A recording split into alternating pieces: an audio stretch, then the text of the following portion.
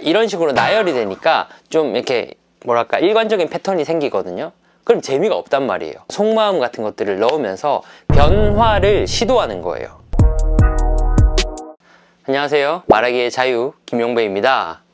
오늘은 똑같은 이야기를 더 재미있고 흥미롭게 하는 법 2탄입니다. 1탄 영상은 제가 영상 오른쪽 상단에다가 여기다가 올려놓을게요. 못 보신 분들은 보고 오세요.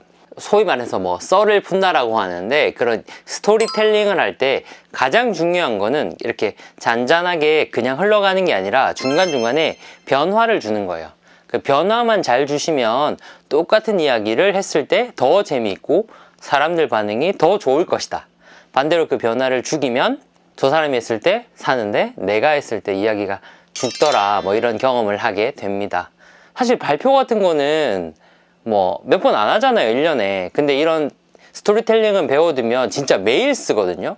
내가 이야기를 잘 살리면 사람들이 그걸 들었을 때 저 사람 말 잘한다 라는 어떤 피드백이 와요. 그게 표정으로든 말로든. 그럼 그런 걸 들으면 이 사람이 자신감이 생겨요. 자신감이 생기면 그냥 똑같은 것도 더 잘할 수 있기 때문에 이런 것들은 꼭 배우셨으면 좋겠습니다. 오늘 영상은 유튜브 영상으로 또 공부할 건데, 그 방구석 1열이라는 프로그램이 있어요. 영화 아저씨 감독님이 있습니다.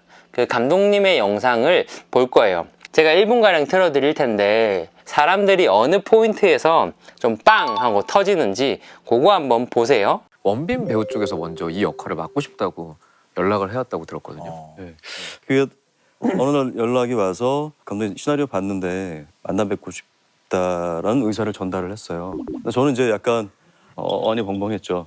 왜냐하면 기본적인 설정은 이제 50대 정도의 아저씨가 나오는 영화를 기획을 했었던 거죠. 그러니까 실질적으로 그래요. 테이큰처럼 그런. 그러니까 실질적으로 6살에서 7살 정도에 있는 아이를 잃은 경험이 있는 실제 아저씨가 출연하는 영화를 시나리오 썼는데, 그걸 원빈 씨가 한다고 하니까 그림이 안 그려지더라고요, 처음에. 그런데 이제 이참에 원빈 얼굴 좀 보자. 같이 밥 먹자 싶어서.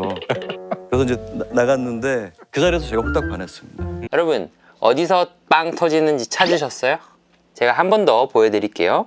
그걸 원빈 씨가 한다고 하니까 그림이 안 그려지더라고요, 처음에. 그런데 이제 이참에 원빈 얼굴 좀 보자. 같이 밥 먹자 싶어서. 그래서 이제 나갔는데 그 자리 여기에요, 여기. 이게 왜 재밌냐면, 보통은 이런 식으로 스토리텔링을 하잖아요. 그러면 뭐뭐뭐뭐 했고 했습니다처럼 정보의 나열이 돼요. 그러니까 이 예를 들면 제가 시나리오 작업을 했는데요.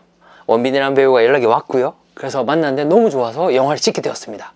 그러니까 이런 식으로 나열이 되니까 좀 이렇게 뭐랄까 일관적인 패턴이 생기거든요. 그럼 재미가 없단 말이에요. 그래서 중간중간에 이런 속마음 같은 것들을 넣으면서 변화를 시도하는 거예요. 그래서 원리는 솔직한 속마음을 이야기하라예요. 솔직한 속마음. 왜 앞에 솔직한이 붙냐면, 보통 이런 스토리텔링을 못하는 분들을 보면 말을 딱딱하게 하는 경향이 있어요. 그러면 말을 딱딱하게 하다 보니까 주변 사람들이 그 사람을 봤을 때도 저 사람 좀 딱딱해, 건조해 라는 그런 선입견?